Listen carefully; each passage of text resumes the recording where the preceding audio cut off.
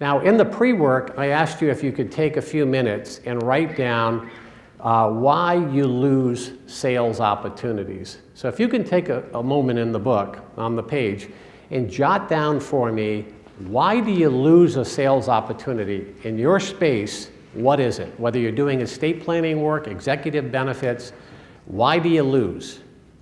Just take maybe a couple minutes and write that down. Okay, do we have some examples? Why do you lose situations? This is the part of the program that's participatory. Missing information. Missing information. No sense of urgency. No sense of urgency on behalf of the client, right?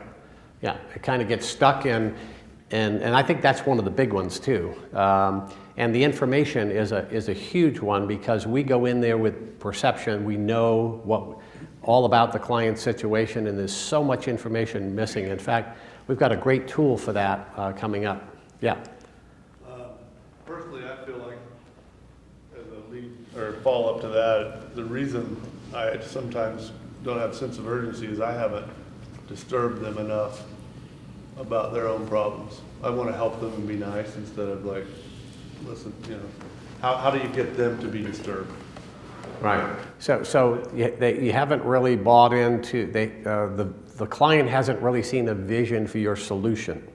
And that's a big one. Third party derails the sale. Third party is? Accountant, attorney. Yeah, so you got an advisor who gets in the way, who's basically a roadblock. Others? I don't keep it simple. Simple. Gets too complex to someone's point here. It just gets too complex, people get overwhelmed, and so forth. These are not surprising, obviously. It was funny, in the early days, my guys used to come in the office and they would lose a deal. And I'd say, they said they had better politics, they had better relationships in the company.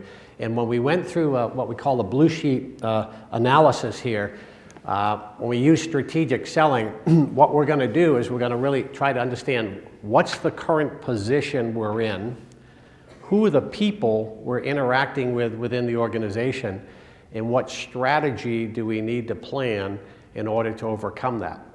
So I would basically take up, and I do this today in business, when I meet with a company for the first time, I say, you ever lose a big sale? Do you ever have a great opportunity and you lost it? And they go, yeah, we've done that a couple times. I said, could we spend a few minutes and let's map out everything about that. Tell me the people you met with, what roles you thought these people were in, what authority did you think they had in the organization, what we call their win results was in their organization. What were they trying to achieve, and how did they personally win in the sales situation? Who the competition is? Did they match up to our ideal client profile? Do you ever sell a company that you wish you never sold? Where you go in there and you sell and you're in heavy competition, you kind of give it away because you wanted that one. I had a couple of those, and what we try to do is match it up first to determine, is this a good fit for us before we do a lot of work. But then what are we trying to accomplish here? So a lot of the things that you talked about is how you can plan and drive strategy in and around trying to overcome some of these situations. Now let's take a look at a little bit of research. So this is some research that's done by the Marketing Leadership Council. This is fresh data. This is fresh data that was taken here in the first quarter of 2014. And the data basically went out and met with clients of products and services that were sold. And they said, what was it about the firm you selected? Why did you select that firm over everyone else?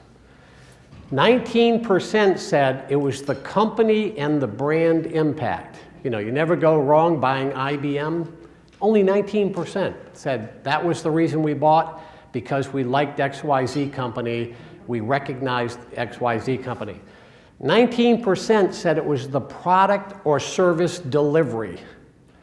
Only 19%. Only 9% said it was the value to price ratio. I thought I was getting a good deal in the value proposition that they brought forth.